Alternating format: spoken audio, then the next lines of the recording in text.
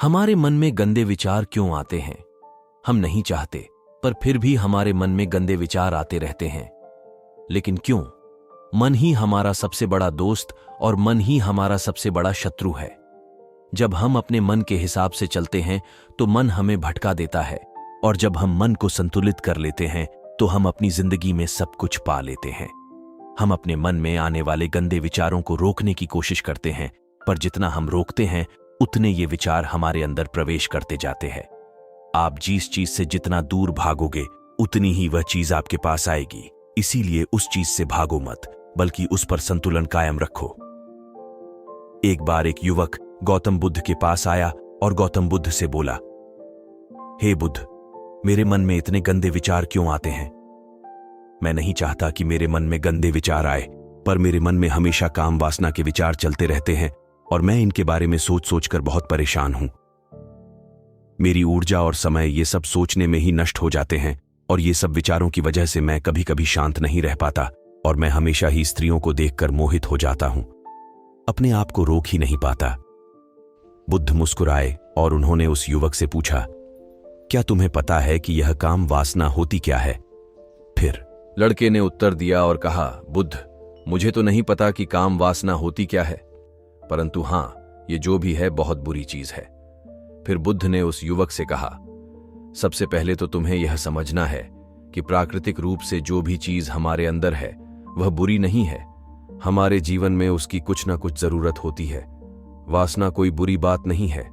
यह हमारे मन की एक भावना है जो हमें किसी ना किसी चीज की कमी का एहसास करवाती है, और फिर हम उस चीज को पाने के लिए उस चीज की ओर आकर्षित हो जाते हैं। जैसे अगर तुम्हारे पास धन की कमी है तो तुम में धन पाने की वासना उत्पन्न हो जाएगी। इसका मतलब यह नहीं कि वासना बुरी है, बल्कि यह तो हमारे मन के एक प्रकार की जरूरत का एहसास है, और जब यह जरूरत शारीरिक हो तो हम इसे काम वासना कह देते हैं। युवक ने गौतम बुद्ध को कहा, बुद्ध, मुझे काम वासना का मतलब तो समझ में आ गया, पर आप मुझे यह बताइए कि ये आती कहां से है और कैसे आती है? गौतम बुद्ध ने कहा, काम वासना कहीं से आती नहीं है। ये तो हमारे अंदर ही होती है, और इसका होना तो जरूरी भी है, तभी तो मानव जाति का विस्तार होगा। युवक ने कहा, जब यह हमारे अंदर ही है और जरूरी भी है तो फिर लोग इसे गलत क्यों बताते हैं? बुद्ध ने कहा, यही समस्या है। लोगों ने काम वासना को गलत तरीके से सोच लिया है। इसे छिपाने की और दबाने की कोशिश करते हैं। काम वासना गलत नहीं है, बल्कि काम वासना का गलत तरीके से प्रयोग करना गलत बात है। लोग जिसे पसंद करते हैं उसी के लिए जीने लग जाते हैं और उसके बारे में हमेशा सोचते रहते हैं। पर यह सब गलत है। बुद्ध ने युवक से कहा, क्या तुम्हें पता है कि जानवरों में भी काम वासना होती है? युवक ने उत्तर दिया, हां बुद्ध, जानवरों में भी काम वासना होती है, क्योंकि जानवर भी तो आखिर अपनी पीढ़ी को आगे बढ़ाएंगे। बुद्ध ने कहा, तो फिर हम जानवरों की काम वासना को क्यों गलत नहीं कहते? युवक ने कहा, मुझे नहीं पता, महात्मा आप ही मुझे बताइए। गौतम बुद्ध ने कहा, जानवर अपनी काम वासना का प्रयोग आनंद प्राप्ति के लिए नहीं करते, वह तो सिर्फ संतान उत्पन्न करने के लिए काम वासना का उपयोग करते हैं। जानवरों को प्रकृति ने इतनी समझ नहीं दी कि वह काम वासना को अपने सुख का आधार बना सके, जबकि मनुष्य अपनी समझ के बलबूते पर प्रकृति में पाई जाने वाली प्रत्येक वस्तु को अपने सुख के लिए अपने प्रयोग करता है। हम इंसानों ने ही काम वासना को अपने सुख का साधन बना लिया है, जबकि प्रकृति ने तो हमें अपने वंश को आगे बढ़ाने के लिए दिया था, लेकिन इंसानों ने इसे अपने जीवन का परम लक्ष्य बना रखा है, और इस तरह से काम वासना का बेलगाम हो जाना गलत है। युवक ने बुद्ध से पूछा, महात्मा जी, ये काम वासना हम पर हावी क्यों होती है? क्यों ये बेलगाम हो जाती है? तब गौतम बुद्ध ने कहा, सुनो, अब जो मैं तुम्हें बताऊंगा उसे तुम ध्यानपूर्वक सुनना। काम वासना का सारा खेल तुम्हें समझ आ जाएगा, तुम्हें तुम्हारे सारे सवालों का जवाब मिल जाएगा, बस तुम्हें ध्यान से सुनकर समझना है। फिर गौतम बुद्ध युवक को बताना शुरू करते हैं। एक बार की बात है, एक आश्रम में गुरु और उनके शिष्य रहते थे। शिष्य रोजाना आश्रम के बाहर स्थित गांव में दीक्षा लेने के लिए जाते थे। शिष्य जो गांव में भिक्षा लेने जाता था, उस रास्ते में एक नदी पड़ती थी जिससे वह रोज भिक्षा लेने जाता था। एक दिन उसने देखा कि एक लड़का पेड़ के पीछे छिपा है। उसने लड़के के पास जाकर पूछा, भाई तुम इस पेड़ के पीछे? छिपकर क्या देख रहे हो? लड़के ने कहा। अरे तुझे नहीं दिख रहा है क्या कि मैं क्या देख रहा हूं? ने नदी की तरफ देखा तो वहां पर कुछ लड़कियां पानी भर रही थीं। लड़कियां 1415 साल की होंगी। तब शिष्य ने लड़के से कहा, अरे भाई वहां पर तो लड़कियां पानी भर रही हैं, इसमें छिपकर देखने वाली क्या बात है? तब वो लड़का शिष्य की तरफ देखकर उससे कहता है, अरे पागल, तुम्हें दिखाई नहीं दे रहा क्या कि मैं क्या कर रहा हूं? वह परियां कैसे नदी से पानी निकाल रही है। जरा उनकी अदाओं को देखो, उनके कोमल शरीर को देखो, उनकी पतली कमर मटके को उठाते समय कैसे बल खाती है और उनके बाल उनकी कमर पर कैसे लहरा रहे हैं, मानो सुंदरता बिखरी पड़ी हो। शिष्य फिर नदी की तरफ देखता है और इस बार वह देखता ही चला गया। अभी तक तो उसे कुछ भी नजर नहीं आ रहा था और वह बिल्कुल निर्भय था। उसे किसी बात का कोई डर नहीं था, लेकिन अब वह छुपने लगा और उन लड़कियों को देखने लगा जैसे उसने कोई अपराध कर दिया हो। और जब वो छुपकर उन लड़कियों को देख रहा था तभी वो अंदर से कांप गया और उसने कहा कि यह मैं क्या कर रहा हूं? मैं जो भी कर रहा हूं वह सही नहीं है। मुझे यहां से चले जाना चाहिए। और फिर वह जल्दी से वहां से चला जाता है। फिर वो आश्रम पहुंच जाता है। आश्रम जाकर वह अपने कार्यों में लग गया, लेकिन जो अभी वह देखकर आया था वहीं उसकी आंखों के सामने बार बार आ रहा था। उसके मन में वही दृश्य चल रहा था। उसका मन वही सब कुछ देखने के लिए ललचा रहा था। उसका किसी भी काम में मन नहीं लग रहा था। सुबह होते ही वह रोज भिक्षा के लिए आश्रम से जल्दी निकल जाता और नदी के पास वाले पेड़ के पास जाता, जहां वह लड़का पहले से मौजूद रहता था। उसके साथ मिलकर लड़कियों को छुपकर देखता था। अब वह रोज ऐसा करने लग गया। उसका मन अब किसी भी काम में नहीं लगता था। वह हमेशा किसी न किसी प्रकार के विचारों में उलझा रहता था। वह आश्रम के कार्यों को भी ठीक ढंग से नहीं कर पा रहा था। न वह ठीक से सो पाता था और न ठीक से खाना खा पाता था। उसका मन बेचैन सा रहता था। उसका मन बार बार उन लड़कियों के सौंदर्य को देखने के लिए ललचाता था। जब गुरु भिक्षा देते तब भी उसका मन कहीं और विचारों में खोया रहता था। गुरु ने अपने शिष्य की इन हरकतों को देखा। तब एक दिन गुरु ने शिष्य को अपने पास बुलाया और कहा, आज से मैं भी तुम्हारे साथ भिक्षा मांगने चलूंगा। तुम और मैं साथ साथ भिक्षा मांगने चलेंगे। तभी शिष्य ने गुरु को मना करते हुए बोला, नहीं गुरुदेव, आप परेशान क्यों हो रहे हो? मैं अकेले ही ठीक से भिक्षा मांग सकता हूं। गुरु ने शिष्य से कहा, ठीक है, तुम अकेले ही भिक्षा मांगने जाओ। इसके बाद शिष्य भिक्षा मांगने निकल गया। शिष्य के जाने के बाद गुरु भी आश्रम से निकल गए और शिष्य का पीछा करने लगे कि वह कहां जाता है, किससे मिलता है। यह सब देखने के लिए उसके पीछे पीछे चलने लगे। थोड़ी दूर जाने के बाद गुरु ने देखा कि उनका शिष्य एक लड़के के साथ एक पेड़ के पीछे अपराधी की तरह छिपा हुआ है और छिपकर कुछ देख रहा है। गुरु भी अपने शिष्य के पीछे जाकर खड़े हो गए ये देखने के लिए कि आखिर उनका शिष्य क्या देख रहा है, जिसके लिए वह पेड़ के पीछे अपराधियों की तरह छिपा पड़ा है। गुरु ने देखा कि उनका शिष्य पेड़ के पीछे छिपकर लड़कियों को देख रहा है जो नदी से पानी भर रही है। तभी गुरु ने शिष्य से कहा, क्या तुम लड़कियों से भी भिक्षा लोगे? गुरु की आवाज सुनकर शिष्य का मन घबराया और उसके पसीने छूटने लगे। वह थर थर कांप रहा था, जैसे किसी चोर को पकड़ते समय रंगे हाथों पकड़ लिया हो। उसकी हालत खराब हो गई। वह कुछ भी नहीं बोल पा रहा था। वह लड़का जो शिष्य के साथ था वहां से भाग गया, जिससे शिष्य और भी घबरा गया था। उसके मुंह से कुछ टूटे फूटे शब्द ही निकल रहे थे। वह अपने गुरु से भी नजर मिलाने का साहस नहीं कर पा रहा था। गुरु ने शिष्य की ओर देखा और कहा, मेरा शिष्य तो निर्भय है, उसे तो किसी भी चीज का डर नहीं है, लेकिन यह क्या, तुम तो डर के मारे कहां पे रहे हो? शिष्य ने गुरु से कहा, मुझे माफ कर दो, इसमें मेरा कोई दोष नहीं है। उस लड़के ने मुझे बहका दिया था, लेकिन मैं आपसे वादा करता हूं कि आज के बाद मैं कभी दोबारा ऐसा नहीं करूंगा। मुझे माफ कर दो। गुरुदेव ने कहा कि कोई बात नहीं, पर इस बात का तुम ध्यान रखो कि हम जैसी संगति करते हैं वैसा ही फल हमें प्राप्त होता है। हम जैसे संगति करते हैं उनके विचार हमारे अंदर प्रवेश करते हैं, इसीलिए अच्छी संगति करो ताकि तुम्हारे अंदर अच्छे विचार प्रवेश करें। फिर गुरु और शिष्य आश्रम लौट आए और फिर से आश्रम के कार्यों पर ध्यान देने लगे। उसने उस रास्ते को छोड़ दिया और दूसरे रास्ते से जाने लगा। वह अपने काम को ध्यान से करता था, लेकिन धीरे धीरे उसके अंदर क्रोध उत्पन्न हो गया और फिर वह दूसरे शिष्यों पर क्रोध करने लगा और बेचैन हो गया। अब वह सही समय पर भोजन भी नहीं करता था, वह भोजन भी बहुत कम खाता था। एक रात गुरु शिष्य के पास आए और उससे बोले कि तुमने मुझसे वादा किया था कि तुम अपना मन नियंत्रण में रखोगे। अब तक तुमने कितनी बार अपना वादा तोड़ दिया? यह सुनकर शिष्य अपने गुरु के चरणों में गिर गया और रोने लगा। रोते रोते ही उसने गुरु से कहा कि गुरुदेव, मैं कई बार अपना वादा तोड़ चुका हूं, फिर वादा कर लेता हूं, लेकिन हर बार मैं वादा तोड़ देता हूं। मेरा मन मेरे नियंत्रण में है ही नहीं।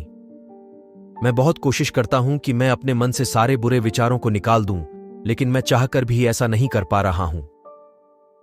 फिर गुरु ने शिष्य को कहा, चलो मेरे साथ। गुरु शिष्य को आश्रम के बगीचे में लेकर गए और शिष्य से कहा, देखो यहां पर कुछ नालियां बनी हुई हैं जिससे नदी का पानी इन पौधों तक आ रहा है और यह पानी निरंतर भाव से बह रहा है। क्या तुम इस पानी के बहाव को रोक सकते हो?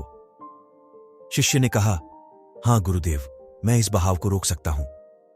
फिर शिष्य ने मिट्टी उठाकर उस नाली के छोर पर डाल दी। वह पानी थोड़ी देर के लिए रुक गया और फिर थोड़ी देर बाद उस रेत के ऊपर से पानी आया। गुरु ने शिष्य से कहा, अरे ये क्या, ये पानी तो रोका ही नहीं। फिर से उसने कुछ कंकड़ पत्थर उठाकर उसे नाली में डाल दिए और फिर थोड़ी देर के लिए पानी रुक गया, लेकिन फिर थोड़ी देर बाद ही उन कंकड़ पत्थरों के ऊपर से पानी निकल आया। गुरु ने कहा, शिष्य, यह क्या हुआ? पानी तो फिर से आ गया। तुम तो बोल रहे थे कि तुम इसे रोक दोगे। क्या हम किसी चीज को पूरी तरह से रोक सकते हैं? तब शिष्य ने कहा, कोई बात नहीं गुरुदेव, मैं इस पानी को तो रोककर आपको दिखाऊंगा। फिर उसने एक बड़ा सा पत्थर लेकर आया और उसे नाली पर डाल दिया। पानी रुक गया। तब शिष्य ने गुरु से कहा, देखा गुरुदेव, मैंने कहा था कि पानी को मैं रोक दूंगा। मैंने पानी को रोक दिखाया। आपकी बात मैंने पूरी कर दी। गुरु मुस्कुराए और बोले, अच्छा, जरा ध्यान से देखो, पानी रुक गया है क्या? वो तो पीछे की नाली तोड़कर बाहर आ गया और अगल बगल से बह रहा है। और ध्यान से देखो, इस पत्थर के आगे भी आ गया और यह पानी अपना रास्ता बदलकर फिर से आगे की तरफ बह जाएगा। फिर थोड़ी देर बाद ऐसा ही हुआ। फिर गुरु ने शिष्य को समझाया, तुम्हारे साथ भी तो ऐसा ही चल रहा है। तुम बार बार प्रयास कर रहे हो, बड़े से बड़ा प्रयास कर रहे हो, पर हर बार तुम्हारा प्रयास टूट रहा है और यह हमेशा टूटता ही रहेगा।